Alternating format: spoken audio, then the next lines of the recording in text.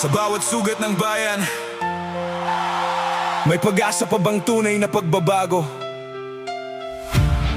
Let's go! Inday Sara para sa pagbabago, para sa presidente, sa mahal kong Pilipinas.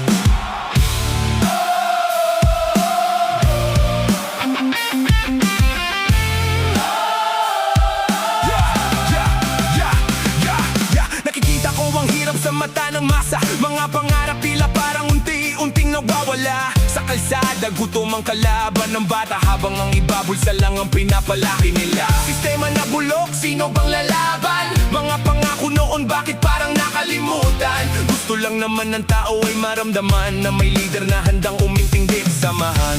Kung may lakas, kung may puso, baka kaya bang baguhin ang mundo. Inday Sara para sa bayan, tinig ng masa, ilaw sa daan. Maraming lilinisin, Harapin ang laban para sa bukas ng ating bayan. Hindi perfecto pero handang tumayo sa gitna ng gulo, hindi basta susuko. Maraming sugat ang kailangang gamutin, pero may pag-asa kung tayo'y magtutulungan din.